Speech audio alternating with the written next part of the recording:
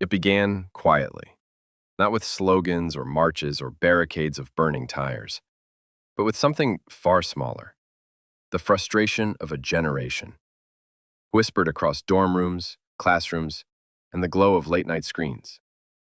In Nepal, a nation carved between the Himalayas, long overshadowed by its giants, India and China, a storm was building. For decades, politicians had promised rebirth, a republic free from monarchy, a democracy of the people. Yet what followed was not renewal, but rot. A handful of elites clung to power decade after decade. Corruption flourished. Jobs disappeared. Young Nepalis, some of the most educated and ambitious in their nation's history, found themselves trapped. No opportunities at home, no dignity in politics. And so, they left. Entire generations fled abroad, chasing futures in Qatar, Malaysia, Europe. Remittances became the backbone of the economy. And yet, at home, the system remained broken. But this time, something shifted. This time, it wasn't the poor or the rural or the desperate leading the outcry. It was the young, urban, educated, connected. Gen Z, the children of a digital age who had grown up watching other movements unfold across the world. Hong Kong, Iran, Black Lives Matter. They saw the power of mass voices. They understood the language of memes, hashtags, and viral defiance. And they were no longer willing to be silent. By early 2025, the tension was visible in Kathmandu's streets. A corruption scandal linked to senior politicians had enraged the public. Government attempts to tighten control, from banning TikTok to pushing stricter online laws, only poured fuel on the fire. The state thought it could smother discontent with censorship. Instead, it sparked rebellion. On September 2nd, the first sparks of protest lit up the capital. By September 5th, the movement had spread like wildfire, and within days, the streets of Nepal, quiet for so long, were alive with fury. This was not just a protest. It was a generation's declaration of war. Against corruption, against repression, and against the state itself. It started simple and sharp. A generation watching the world through screens and seeing over and over the same pattern. A few families with power and wealth, and everyone else paying the price. That steady injustice. Petty bribes at clinics and courts. Opaque contracts handed to the well-connected. Promotions and state favors that followed family names rather than merit. Lodged like a splinter under the skin of everyday life. That rot, plain and structural, is what made people stop treating corruption as an abstract insult and start treating it as a direct threat to their future.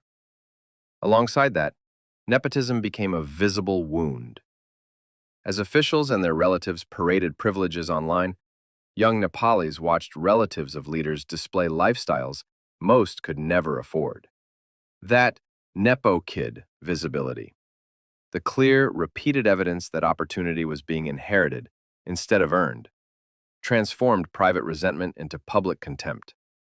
The image of unearned privilege made the old grievances feel immediate and personal. Economic pressure sharpened the anger. The average Nepali income was low by regional standards. Many households depended on remittances, and young people faced limited job prospects and rising costs. For a generation with education and global exposure, but few local opportunities, the math was cruel. Hard work did not reliably translate into security. Expressive. Protest, explaining, serious, proper, humanly. When people cannot see a credible path forward, anger stops being theoretical.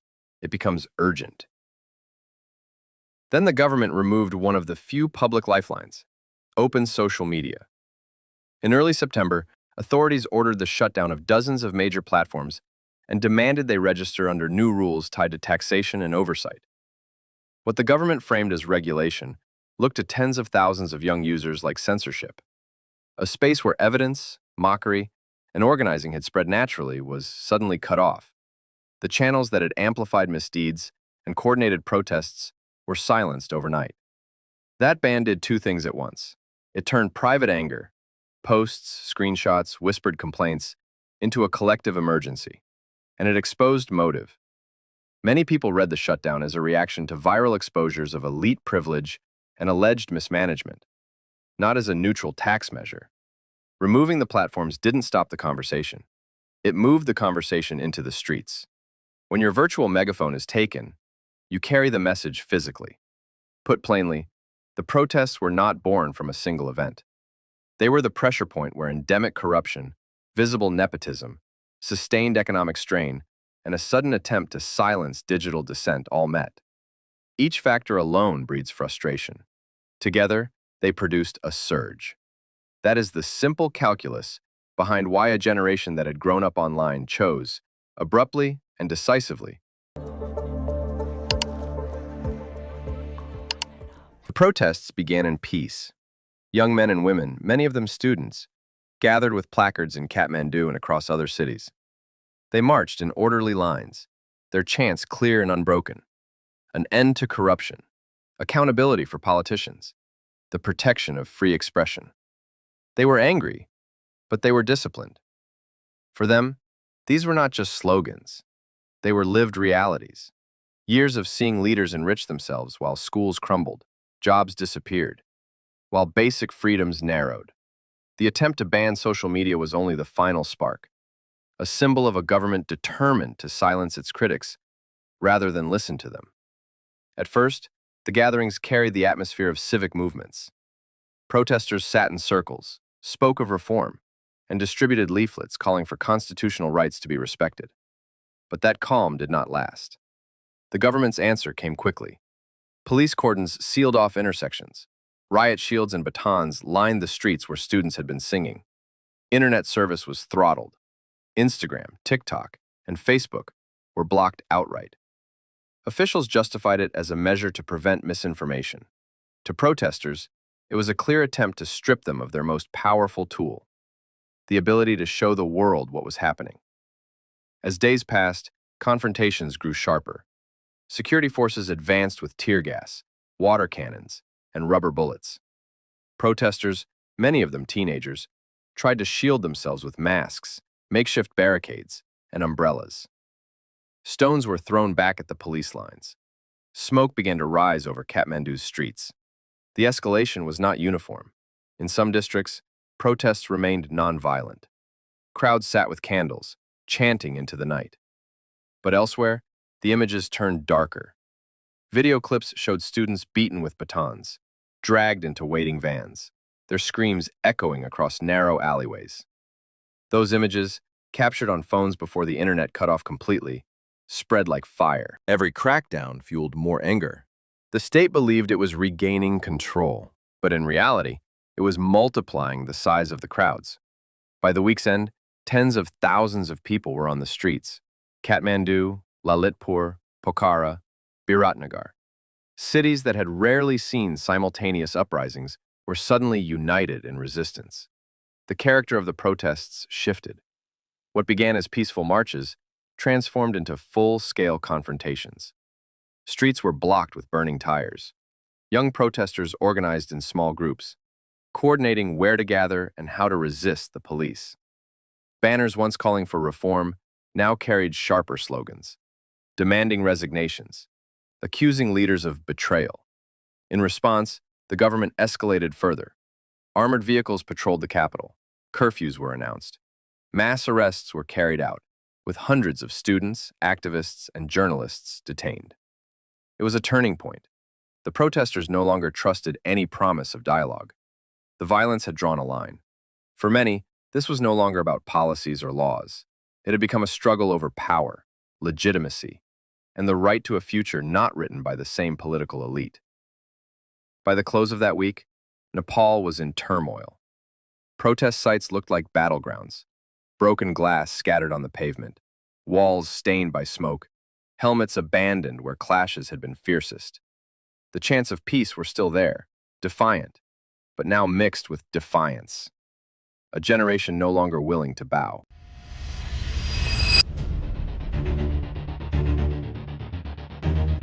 It began in the streets and ended at the gates of power. In the immediate aftermath of the uprising, smoke rose from government compounds. The federal parliament was set alight, and party offices and administrative buildings were torched in several cities. The human cost was stark and harrowing. Reports compiled during the unrest put the death toll in the dozens and the injured in the thousands, as hospitals filled and volunteer medics scrambled to treat pellet wounds, burns, and blunt force trauma. These numbers were the blunt metric of a crisis that had slipped from protest into deadly confrontation. Politically, the shockwaves were immediate. The Prime Minister resigned under pressure, a government collapsed, and Parliament was effectively dissolved as leaders scrambled to contain the fallout. Within days, an interim administration was installed, led by a former Chief Justice, chosen amid negotiations between the presidency, security forces, and protest representatives. A rapid attempt to restore order and a fragile legitimacy.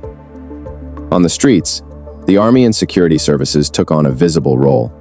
Curfews, checkpoints, and armored patrols became the new normal in parts of Kathmandu, as the military and police sought to secure critical infrastructure, prevent further arson, and re-establish a semblance of public order.